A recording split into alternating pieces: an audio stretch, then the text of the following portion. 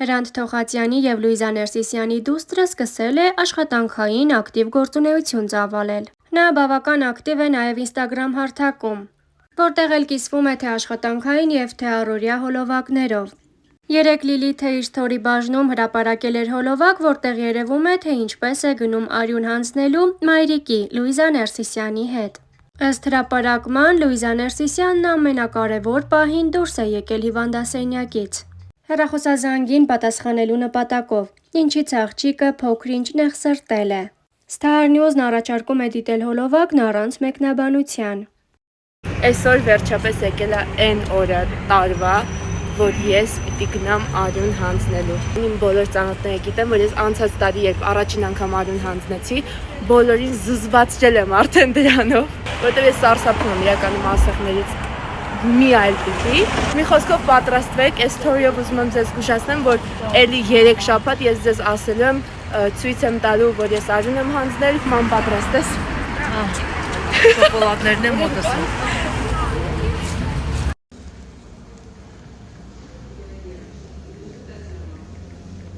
Դժը կորում նայեմ, այս չեք պատկասնի իր ձեռք բերում այն մաման։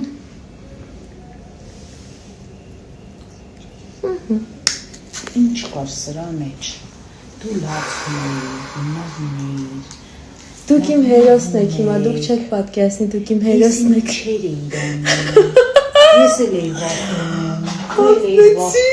Ուրեմն քանի որ այսօր այդքան պանիկա չայեցի, ձեզ լավ կոնտենտ չեմ ապահովել, մաման է շատ հետաքրքիր բաներ, մի հատ պատմեմ, դուք ինքներդ դատ եք էլի այս իրավիճակը։ Մամային բերել եմ որպես աջակից, մայր, որ իմ կողքին լինի այս վատ բան, ես վախենում եմ, այս սենց անցած անգամ պանիկաներ բան։ Մի խոսքով գնացինք այնտեղ գրանցվեցի, մտնում եմ արյուն հանձնելու, այդ պահին մամայի հեռախոսին զանգ է գալիս ու ինքը գնում է դուրս։ Այդ կարևոր պահին իմ կողքին չի լինում, ես մտնում եմ մենակ, այդ արյունը հանձնում եմ, դուրս եմ գալիս, այդ պահին մաման ներս է մտնում, սենց խառնվեց, դե գնանք արյունը հանձնես։ Ասում եմ մամ, հանձնել եմ արդեն։ Լուրջ ամաչում եմ, որ սենց է։ Հիմա դու կարաս արդերանաս։ Չէ, զանգներ մեղավոր, ես մեղավոր չեմ, ես ուզում էի քեզ աջակցել։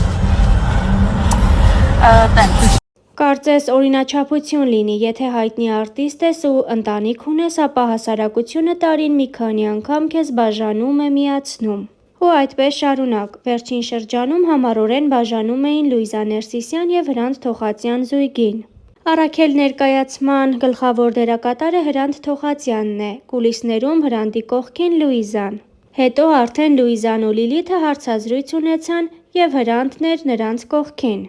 Լուիզան անկեղծացավ, երեքով նկար չունեն, շատ տարիներ առաջ են նկարվել միասին, երբ Լիլիթը դեռ փոքր էր։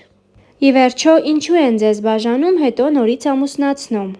Լուիզան հարցին պատասխանել էր. արդեն սովորել եմ այդ լուրերին ու մեզ բացարձակ չի հետաքրքրում։ Հանրային մարդը պետք է սովոր լինի նման խոսակցություններին։ Պարզապես մարդկանց թեմա է պետք, որպեսզի լցնեն իրենց կյանքը։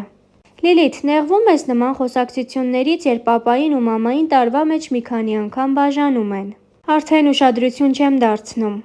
Իհարկե սկզբում անսովոր էր, նեղվում էի ու ասում ախր ոնց, աշխարհի ամենահամերաշխ ընտանիքն ունեմ, հիմա չեմ էլ կարդում ու ոչ էլ ուշադրություն եմ դարձնում։ Լուիզա, երբեք չեմ նյարդայնացել հանդիսատեսի ավելորդ ուշադրությունից, երբեք չի եղել, որ կապիշոն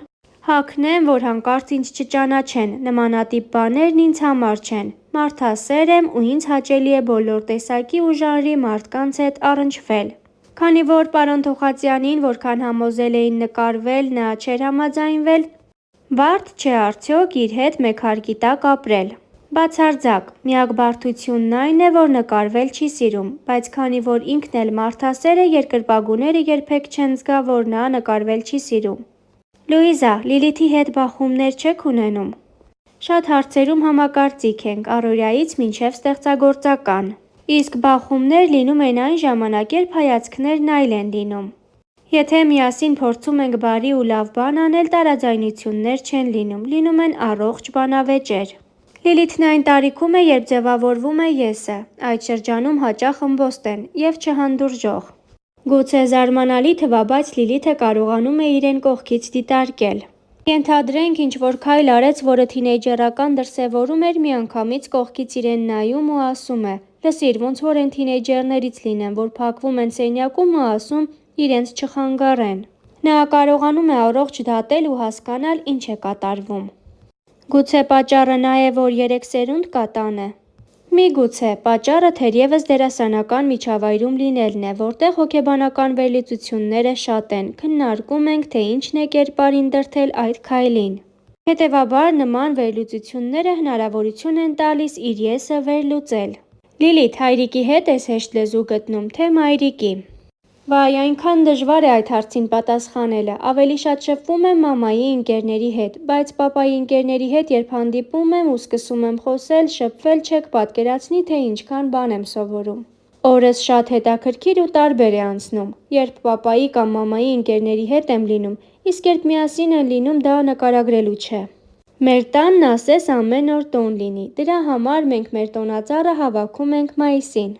Շատ արտիստներ չեն ցանկանում, որ իրենց երեխաներն արվեստի ճյուղն ընտրեն, ասում են դժվար ճանապարհ է։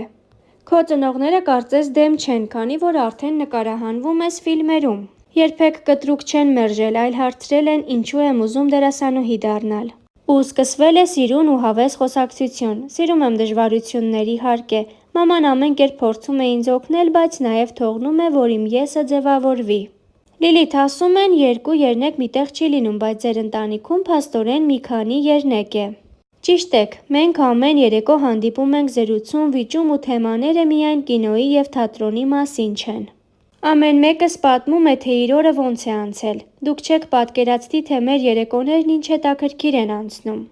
Խաղեր ենք խաղում, ֆիլմեր դիտում, հետո սկսում ենք վերլուծել։ Մի օր կարող եք գալ ու համոզվել։